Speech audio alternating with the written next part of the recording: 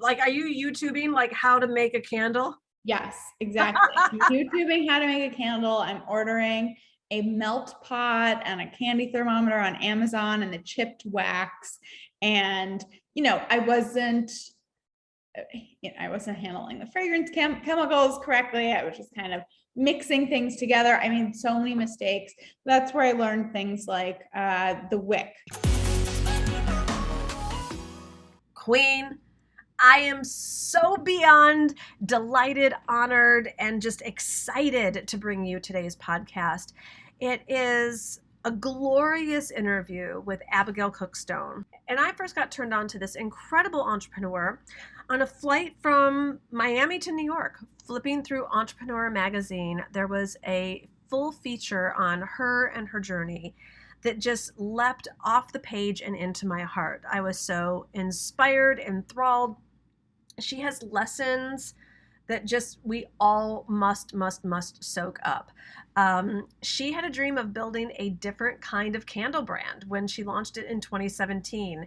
And it was inspired by her passion for art and interiors. She went to Columbia Business School. She worked in the VC world for a while.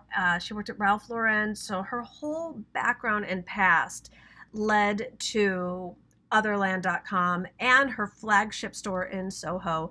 You're going to love this conversation. So sit back, relax, and soak it up. Abigail, it is so great to have you here. I was first introduced to you when I was on a plane from Miami to New York at the very beginning of the summer on a solo trip and read your incredible article in Entrepreneur magazine. So congratulations. Oh my goodness. Thank you so much. I'm thrilled that you saw that. That was so fun when that came out. I was actually I was coming from Palm Beach to New York. I was in the airport when I saw that come out, and I was like, crying. And the woman at Hudson News or whatever the magazine stand, she made me sign it for her. Oh. Felt like such a celebrity. Oh, thank you so much for having me. Oh my goodness, it leapt off the page. I was like, who is this woman? And I must know more. So we're going to do exactly that today. Great. I'm so excited. All right. So for anyone who doesn't know we'll do a little bit of your backstory, but then I'm really excited to get into your current endeavor. So why don't you tell everyone a little bit about where you came from, how you started, and then we'll get into your current brand. Yeah, so I'm originally from Boston, from Watertown, Massachusetts, and I started my career working at Rugby Ralph Lauren, which was the special brand that they had. It's not around anymore. And I got my job there when I was 16. It was on Newbury Street, and it was just so exciting. It was brand new. They had all of the CEOs and executives, the corporate team coming through. They're trying to figure out how do we create this new Ralph Lauren brand that appeals to a younger demographic. And that was kind of like my first exposure to, it wasn't a startup, it was Ralph Lauren, but kind of a new business. And so I learned so much there. It's also just such a visually stimulating store to work in. Ralph Lauren does lifestyle so well, and the Rugby stores were definitely that. So I continued my relationship with the company, opening different stores for them, working on and off throughout college, and then moved into the corporate office. So first doing buying and merchandising for rugby.com. So that was a little e-commerce exposure. And then I felt like fashion wasn't what I was in love with. I felt like this dream I had of becoming a buyer, it wasn't really clicking for me. And so I needed to make a switch. I wasn't really sure how to do that at the time. And so I ended up moving into art acquisitions, which I do have an art background. I studied art history in college, lifelong art lover. And so that was a really fun kind of 2 years where I got to buy the artwork for the stores, the showroom, and if you're in New York City, the Polo Bar. So yeah, so again, with this kind of like immersive lifestyle. Wait, you bought the art that's hanging in the Polo Bar? I did. That was my last project. Exactly. My last project, all those horse paintings, we had names for all of them. But yeah, that was my last project. So, coming after doing that for a couple of years, I did feel like I missed the business aspect, being on that creative side, but I wasn't sure what to do. I thought I wanted to work for a startup, but I didn't know anyone who worked in startups. That world seemed a little inaccessible. So I decided I wanted to go to business school. So I would take that time in business school to expand my network, and being an art history major, increase my knowledge. So I ended up going to Columbia Business School here in New York. And from that, and listening to startup podcasts, trying to immerse myself in that world, ended up getting a job in venture capital. And that was an amazing year, meeting so many different types of companies, and in particular, a lot of the consumer brands. So some of these direct-to-consumer startups, the luggage companies, the dog food companies, and so forth. So I learned a lot, and it was at the end of business school that I had my, aha moment, where I realized I'm burning candles every day. It's become part of these daily rituals that I have. Wake up, you do a meditation with the Headspace app, light a candle, come home after class, after work, exhausted, plop down on the couch, turn on the TV, you light a candle, and suddenly it becomes me time. So I loved this transformative power of candles and scents. And I felt like, there was a hole in the market. So on one end, you had these expensive luxury brands, which had really fantastic, fresh, sophisticated, kind of layered scents, but they're so prohibitively expensive. Like, if I could afford to buy one, I would be afraid to burn it, and it would just sit there on my coffee table collecting dust. Exactly. And on the other end of the spectrum, much more affordable brands, a lot of these really sugary, sweet, cloyingly sweet artificial scents and lackluster design. So I feel like there's this white space in the middle where it turned out we could actually work with these same perfumers as the luxury brands, but do it at a much more accessible cost, and then also bring my art background in. So we work with different artists for each collection and edition. Right, we're gonna get there. Hold on. Okay, we'll get there. This is you've just painted this most fluid, of course, step one led to step two, led to step three. And I love seeing it at this stage where, in hindsight, of course, it all makes sense, but did it had to feel like, what am I doing next? Or did it feel disjointed along the way? Oh, completely. I mean, I remember being deeply heartbroken when my dream of becoming a buyer, I wasn't that good at it. I didn't love fashion. It just wasn't clicking. It wasn't the environment I wanted to be in. That was devastating, and trying to figure out, where do I go to next? And I've kind of passed the point where I can intern different places, and how do you do it? How do you transition careers? How do you even explore what you want or what you would be good at? So yeah, I've changed careers several times at this point, and I think it can be hard to kind of get off of one track and figure out what's next. And you have to keep pushing yourself and searching and seeking to do that. It's really, really hard. When you were at the different junctures, okay, you're thinking it's fashion, then it's retail, but then business art, and then business school, it's what were so many people right now, and we've been talking a lot in the Divine Living community about living in a world in between worlds. When that last career, that last or relationship, or the last passion that you had, it's not the same, or it's not there anymore. And not sound like a Harry Styles song right now, but then the next thing hasn't started, and you're living in this. Give us a time when you were living in a world in between worlds. So definitely, it was while I was working in art acquisitions and realizing this is a really cool experience, but it's not what I want to continue to do.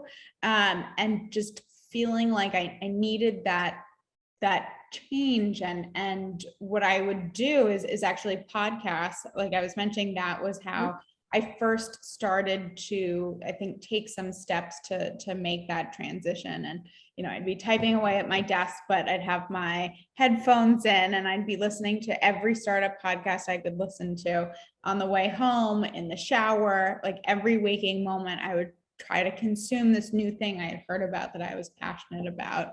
And so I think in these transitional moments, I mean, that and also things like having a routine you can fall back on, things that make you feel good every day, like exercise, healthy eating, things like that can really help move you through into the next phase. So when you were like, you had your job and you knew that wasn't the thing, and then you're like obsessed with these startup podcasts, did you always know one day you would do a startup? So I was definitely a very entrepreneurial kid, and I was always starting these little businesses. I actually just found a picture of a flyer that I did for Biscuits Incorporated, which was a dog exercising business. I would take the neighborhood dogs over little agility courses that I set up in our yard. So yes, I always imagined I would start a business. I just didn't know what that was and wasn't quite sure how to get there kind of as a corporate working adult. Was that an ache when you didn't know what it was? Yeah. I mean, I was searching. I think definitely in business school, there's kind of like pressure to like, oh, well, like, what's your idea? Mm-hmm. And I felt, I don't know, sad that I didn't have that yet, but I also just felt so deep in this period of exploration and learning about the world of startups and the startup community and how founders work and how they live and who they are and how they build. I really wanted to kind of like quietly learn as much as I could first and then make my move. I love it. I think there's a real feminine art to exploration, and there's a lot of self-permission to be creative. Yes. Even creative, like in selecting the next podcast or the book you're going to read, or just even dreaming about all the different options of what it could be. And I think we're so pressured, even as women, like to get it right, to know what we're doing, to like have the answer. Yeah. And that just really, it takes, I think, a lot of people down a lot of detours. And you seem to have like a really intact sense of self. Like you might not have known what you were doing next, but you certainly did make a pretty like solid next step for yourself. Yeah. It was when I was first thinking about business school, I thought about it and was sort of like, I'm going to clear my schedule for the next 4 months and see if I can make this happen. And that included like going to night school for accounting and studying for the GMAT and like doing vacations. But like at that point, like I felt like I had to get out of there. I didn't have any other options. And like I had to figure out a way to make that happen, and felt a tremendous burst of energy and focus from that. But that it took 6 years to get to that point of kind of trying different things. Cool. Yeah. Cool. All right. So you have this aha moment that candles, this is your thing. This is like, my idea is here. I'm going to create this like luxury / affordable luxurious candle. And like, did it ever like, I know you're saying there's white space in the market, but like somebody else had to like, I think so many people take themselves out of the game because they're like, it's been done. Like, was it really that white space? Oh my gosh. So many people were like, your idea is another candle brand. Okay, like, thank you. That's kind of what I wanted.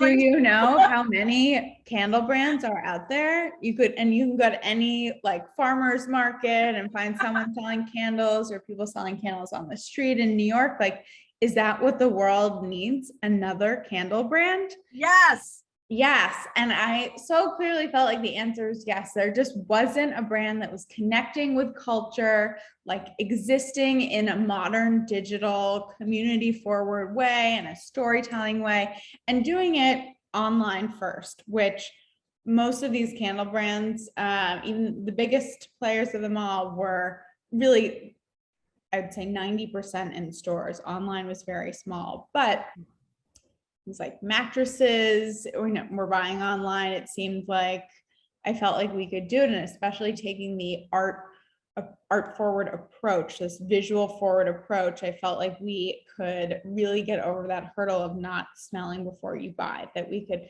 kind of reinvent this candle experience with a modern brand. And just seeing some of these trends out there, self-care, how important that is now. It's such a big thing. Growth of this luxury candle market. And then also this idea of like home sanctuary and emotional comfort at home. That has been seriously growing even pre-pandemic. Pandemic really accelerated it. But it just fits in our modern lifestyle in so many ways. It's almost this like anti-technology like antidote to our often superficial seeming modern daily lives. It just like I felt this deep conviction that this company must exist in the world. But yes, so many people told me, You really? are you are a crack up to me. I like this is women all deserve to have this level of conviction for their own passion. Like Yeah. I'm like you're just like I'm just hearing you like no thank you, not buying it, not taking it. Like everyone's like honey there's other like you're like not mine, not this, Yeah, not like this I'm is different. this Totally. is different. I love it so much. So so I come from a service based, like all of our stuff is invisible and in that kind of transaction. You have an idea for a product. Like what's the next step other than Googling, does this exist elsewhere? Right. So the next step was deep market research. So I went out there and I'd gotten like a little bit of a grant from school. So I was able to buy, like I think I had maybe 15 candles from out there on the market. So I had high end, I had low end, I had tried everything in between the wood wicks. And then I bought candle making supplies and I learned how to make candles. So in this little teeny tiny West Village, 6th floor walk up, 250 square foot apartment I was sharing with my boyfriend, who's now my oh my gosh, fiance and business partner. I turned our kitchen into this laboratory and was just constantly making candles. And so one is the candles that I bought, from the market. I would really study what did I like and what did I dislike about them, and things, even like materials. Some of them were tin, some were glass, some had covers, some didn't. And then learning to make candles. all right, hold on. So like are you YouTubing like how to make a candle? Yes, exactly. YouTubing how to make a candle. I'm ordering a melt pot and a candy thermometer on Amazon and the chipped wax. And, I wasn't handling the fragrance chemicals correctly. I was just kind of mixing things together. I made so many mistakes. That's where I learned things like the wick. So not all wicks, it's not one wick fits all. So each wick has to be optimized for the diameter of the glass container and also for the specifics of the fragrance. So if there are more natural molecules, you need a looser weave with thicker fibers. So there are all kinds of different things. So I made a lot of mistakes, but it taught me a lot. It gave me a real perspective on what I wanted my product to be, and helped me be able to speak about fragrance and then also about the manufacturing process, so that when I got to the next step, going to see manufacturers, I felt like I could really talk about it. Okay, so how long were you in the lab? I was in the lab, so that was probably like a couple months. Okay, so you do your market research, you're in the lab a couple months. Now you're like, I need to go talk to manufacturers. So yes, so then I was like, I want to talk to a manufacturer and I need to raise a little bit of money to get this off the ground, because I really felt like for this brand, and not every brand needs this, we needed to invest in branding work and packaging and product development work. So that whole system. So I needed to raise a little bit of money. And so that summer, I thought, I worked in venture capital for a year. I've built this network. This is going to be no problem. And so for June, July, and August in New York City, I would pack up my suitcase with some of the candles I had made, some candles from the market, and I would haul the suitcase up and down 6 flights of stairs in the 90-degree, 100% humidity New York heat every day, multiple times a day, and everybody said no. Some people would say things like, oh, like, we love the market, but like, come back when you have a brand. But it'd be like, I need money to create a brand. How discouraged did that get you? Very discouraged. And I was going for a jog one day on the West Side Highway, and a friend we ran into said, so when are you going to give up on this candle thing and get a real job? And oh my God, that was a tough one. I mean, he's just a jerk, but like, I made me wonder who else is thinking this, and can I do this, and so forth. But we just kept going. And tell me you send him a candle once a month just to... I know, right? I know, that schmuck. Yeah. Well, so yes, it actually makes me excited when I see him now, because you should. Now, glad I didn't listen to him. But yeah, I mean, of course, it was so discouraging, and felt like I was close, but there was something, they wanted to see more progress or whatever. And finally, after months of this, someone said yes. And that was enough. I put that right into the beginning of the branding and design development work. And honestly, once I had sort of the first draft of the product design and brand, it was much easier to raise a bit more money. People could just see the vision coming to life. That first, yes, I have to ask, usually it's a breakdown before the breakthrough. Yeah. Like, were you just you're like beyond your 11th hour? Like, totally. It was the middle of August, and it had, exactly, been months of trying for this. Simultaneously, my mom had cancer. She had gotten diagnosed right my second week of business school. And so by this point, so this was right after school had ended, she'd still been working full time, but she retired, and things were getting a lot worse for her. So I was spending a lot of time in Boston. Luckily, I could be flexible in this way to go see her when I needed to, but it really was a low point, kind of knowing that my mom was probably not going to make it much longer, and just not knowing what my future would hold. Wow. Yeah. So did the person who say yes come from like the least likely person who would say yes? Yeah, it was like in an email. I like didn't it was, I mean, I just remember like crying on the streets of New York, because I was so thrilled. But the reality is, when you're pitching, you have to keep in mind, you're not asking for money. You're inviting someone to get rich on your rocket ship. And that might sound ridiculous, but it's actually not. And especially women, I think, need to get comfortable with that. Incredible. So the first round of money that you were raising, it was just for branding. It wasn't even like the big business plan. It was just, let's get a visual element going here. Yeah, exactly. And be able to, have product and packaging design that I can then go out to manufacture. Yeah. And just out of curiosity, was the person who said yes a man or a woman? It was a woman. Wow. Yeah. Wow. Super cool. Yeah. Super cool. Okay, what happened next? This is like a Netflix movie. Oh my God, no. So what happened next? So we did all this branding work, which was amazing. Really came together.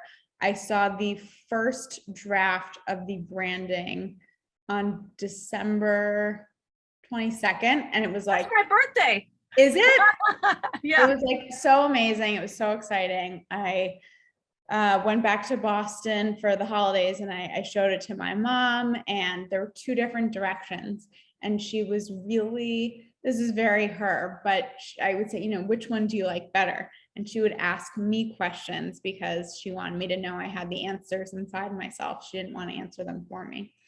And we had a great Christmas. I came back to New York for, let's see, like one day in which I had a pitch meeting, and I got the investment. And then I quickly came back to Boston, and it became pretty clear that my mother was about to pass. And so she passed away January 10th. So sorry. So it was like, life was starting with Otherland and getting going, but at the same time, everything with my mom. And I was really, I'm really grateful for a lot of things, but that I was able to be there with her and spend a lot of time with her, and to help her to pass.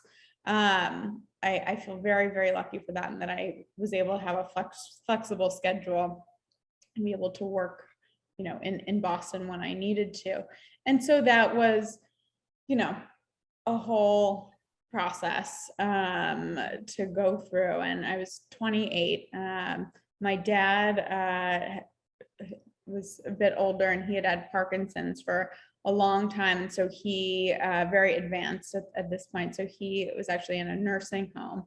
And so he ended up passing away a couple months after. Yeah. And so I'm an only child. So it was like, it was a lot. A lot of things happened. I cleaned out and sold the house. I did all of these things. And it's your whole life is changed in a very dramatic fashion. And so it took, a while to get things, to kind of get back to a point where I could really give Otherland my full attention. And it was just the hardest time of your life. So yes, and Sayed, so the boyfriend at the time, was amazing through all of that, and going back and forth, so many trips to Boston. And that summer, so I still, one thing that came up in a lot of pitch meetings is like, do you have a co-founder? And I didn't. Investors, love co-founders. And Sayed said, you know what? I'm really excited about this Otherland idea. My operational and finance background is sort of the perfect complement to yours. Mm-hmm. Why don't we team up and do this together? And so we gave a lot of thought. I could hear my mother being like, don't ever do this. Don't work with your family members. This is, don't do that. But, we made our own choice. And so Sayed ended up joining Otherland as my co-founder. And then we decided, I felt like the brand had to launch that year. And so we launched December 12th. 2017. Oh my goodness. Yeah, I mean, it was a messy launch, but we launched. Wow. We had to do it. So what a testament of like, it was the worst of times and the best of times, and the mix of like everything. Wow. Yeah, I did grow up pretty quickly that year. Yeah. So let me just back up a little bit on the entrepreneurial part of the journey. So it's like you went into your first pitch meeting and you got it. So how did you know what to prepare, what to put together, what to pitch, or how to pitch it? So for the pitch meeting, I think from working in venture and being kind of immersed in the startup world, I had some ideas. So I'd seen pitch decks, and there are many online you can see. But putting together what's the market, what's the opportunity, what's the problem, the solution, who's on the team, what are kind of the key components of your thesis, and this company. So I had that. I did get a designer to help me with the deck, which is, I think, really important. The way you communicate, especially in decks, is critical, and having a polished deck makes a big difference. It can be a huge distraction if it's not. Something else that was recommended to me in my first couple of meetings, I wasn't bringing the candles with me. And actually it was Haley Barna, who was the founder of Birchbox. She said to me, if you're pitching a candle company, even if you're making candles at home and they're not quite right, and you don't want to bring it and say, well, this is the product, bring something. People need to be able to smell what the options are out there, understand the market a little bit better. And I thought that was a great tip. So even though I was lugging the suitcase up and down the stairs, it was great to be able to show, here's one of the more affordable brands. How awful does this smell? Or this is this quality makes a luxury candle. We're going to use this and this and this. So having things that people can touch and smell and interact with, I think is really important for this type of product. Yeah, for sure. And then at what point did you have to have the more robust business plan put together? So that was, I think, after we kind of had the money for branding, and that was sort of evolving at the same time. And so putting the launch plan together, and all of your marketing channels and so forth. Yeah, kind of in tandem. And because I think that there's a lot of women listening that might be like, well, I'm kind of a visionary. I'm a creative. I've got a good idea, but what does that mean in terms of e-commerce, retail? How to even put those numbers together, make those projections, or anticipate all of the details. Right. I mean, honestly, a financial model, I think at those very beginning stages, you're kind of making it up. You're guessing, but you don't know. You're not going to actually know what your acquisition cost is until you get out there. You can look at comps. You do your best, but it's just more kind of putting it together and going through the exercise and understanding kind of how it works. And I think investors, if you choose to pursue investors, they know that it's more about just talking through your process. And I think. I love how you don't overcomplicate things. I mean, you're clearly a hard worker, and you're in depth and thorough, but I think there's so many women that would think that they had to know way more details and cross every T and dot every I, and you're we'll figure it out. I did enough. I think that's important, that you need to get this idea of a minimum viable product. You need to get the cheapest, most basic version of your product out there, then get feedback, and then you iterate on it. You're not going to get it perfectly the first time, but you need to get into the cycle of put it out there, test, get feedback, iterate, put it out there, test, get feedback, iterate, and just be understanding that you're not going to get it right. You got to figure it out. I love it. What advice do you have for all the perfectionists out there, regardless of what industry they're in, or they're no, it has to be perfect when I do launch it? I know. I mean, I still am a perfectionist in a number of ways, but I think you have to accept this. You have to, or find someone who can help push you to understand that this must happen, or you could go down some roads that are not advantageous for your business. So Sorry, easier said than done, but no, I love it. You know, one of my mentors said perfectionism is for poor people. wow, that's quite a statement. My God. And what I see in you is your devotion and passion and commitment to getting the product out there. And I think that there is a certain amount of hiding and procrastination that goes on and being overly perfectionistic at the beginning. And you just seem so much more committed to, you're like, this is happening. Yeah. And something also too, like I set a deadline that Otherland had to launch in 2017. And so like creating that structure, you know, we had to launch, and it wasn't perfect. And, you know, we were up till 4 a.m. packing boxes that were popping open and, you know, making creases and hand sealing them in a way that is not at all what we intended. And it's only one of a number of disasters, but something like that, setting a deadline and sticking to it. Awesome. So let's talk about the launch. Yeah. So we launched online. So otherland.com. And it's funny, you open a store and that's a very different kind of opening experience, but you launch a website and then it's like, okay, we got to get some traffic. The website is out there in the world. Now we got to get people to go to it. And so we had invested in some press for launch, and that was great. Our main traffic source for a while at the beginning was from this Fast Company article that came out the day that we launched. So that was huge for us.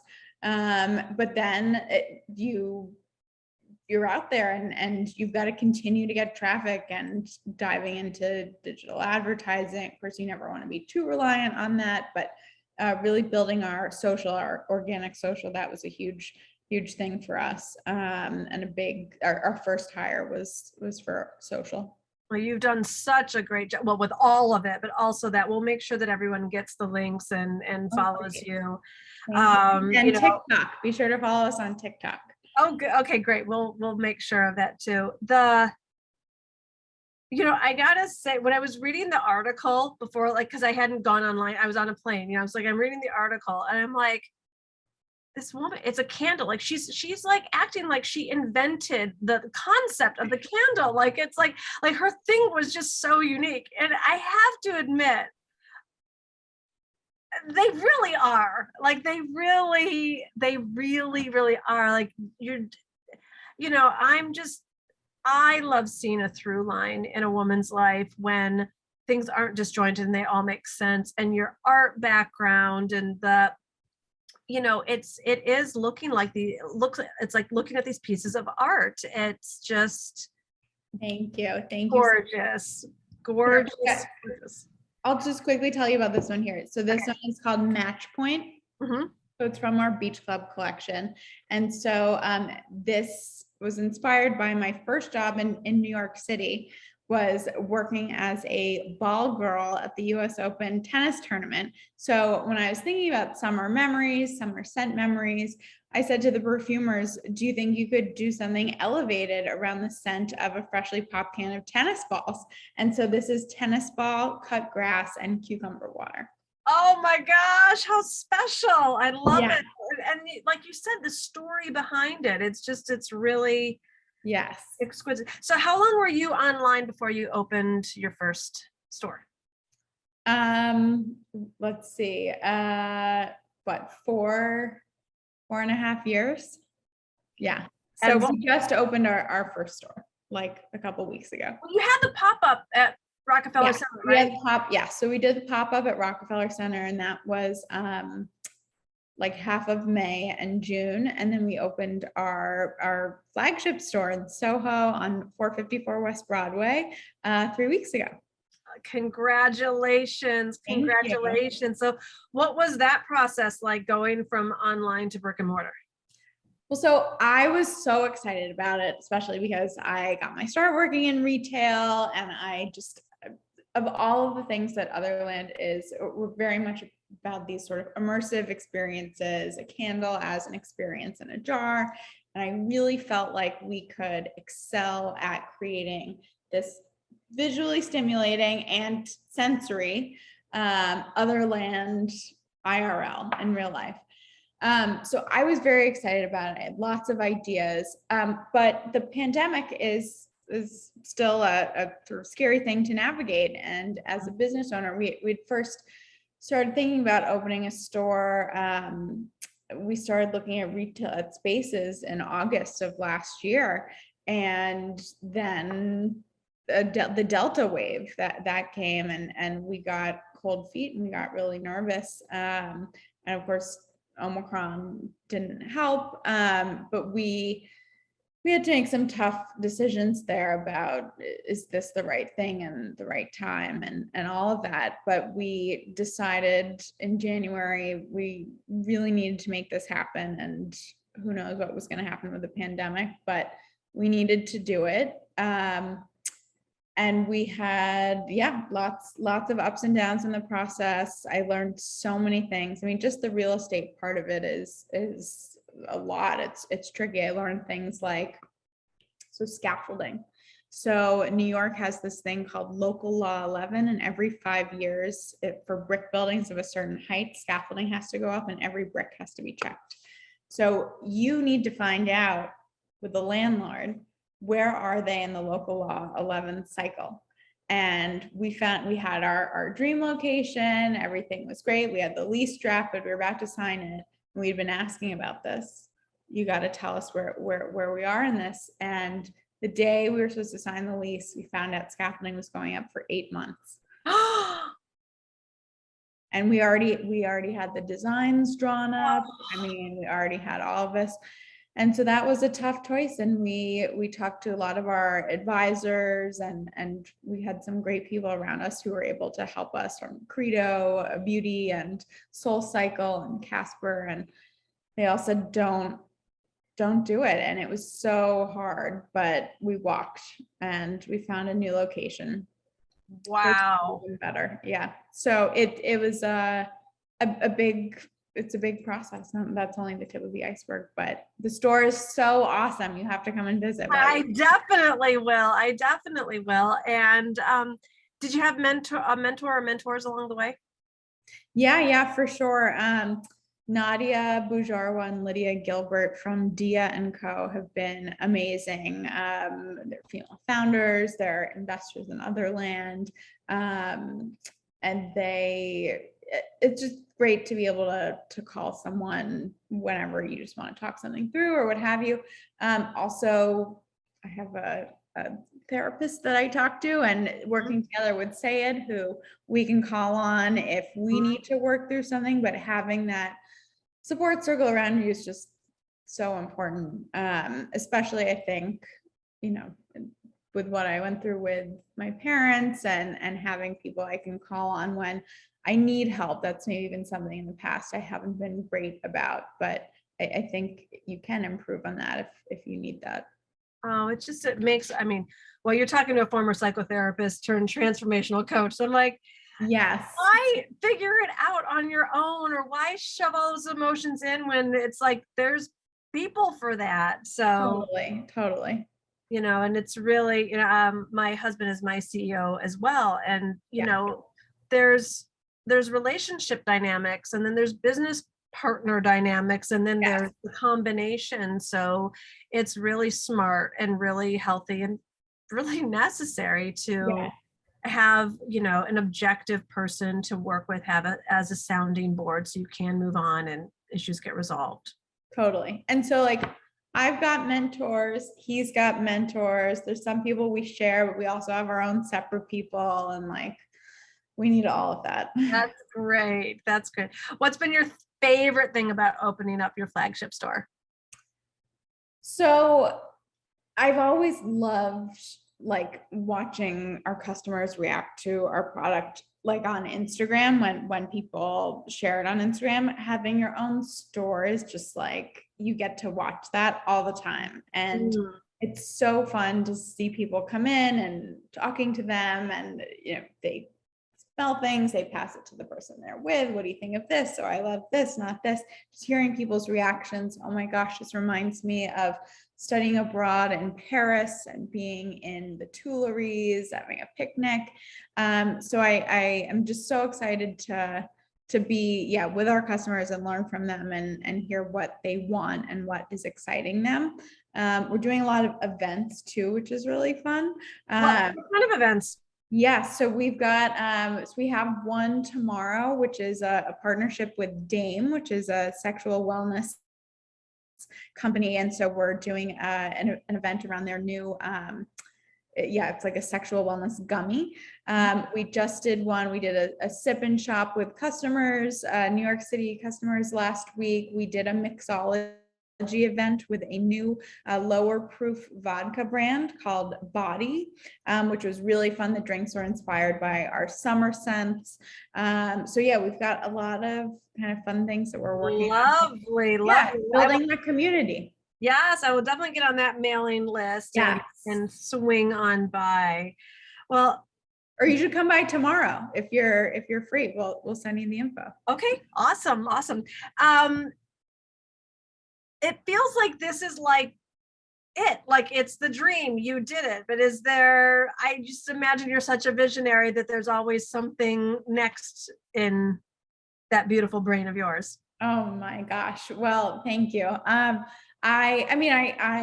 we're trying to like get the first store right. I'd love to open more stores. I think that would be amazing, and explore new markets. We're working on some different formats of fragrance products, and sizes that I'm excited about. So yeah, I think just like more products, more locations to serve our customer, and be her go-to fragrance brand, home fragrance brand. I love it. I love it so much. You have been so incredibly smart, delightful, fun, open, vulnerable. Thank you for sharing all of your wisdom and the journey. I can't wait to come in and meet you live and experience the whole brand live. And we're just all celebrating you here at Divine Living, and know that it's going to be a great journey to continue to watch. So thanks so much for being here today. Thank you so much. This was such a pleasure, and I can't wait to meet, but I'm just thrilled. Thank you again. You're welcome. I told you, isn't she incredible? I hope that this is just a true inspiration to you to go for your dreams, to pursue your visions, to not always have all the answers, to get comfortable living in the world in between worlds, to ask for help, to just really have a conviction of what you are about and what your passions are. I think that her just entire journey is such an inspiration for all of us to dream big, play big, and make sure that we are our own best advocate. So we have all the links in the show notes of where to follow her on Instagram and TikTok, and her website and her store location. So check them out, gift yourself a gorgeous, gorgeous candle, and stay on the journey. Thanks so much for being here, everyone. And lastly, take a screenshot of this episode and tag us both on Instagram and let us know what you loved the most about this conversation.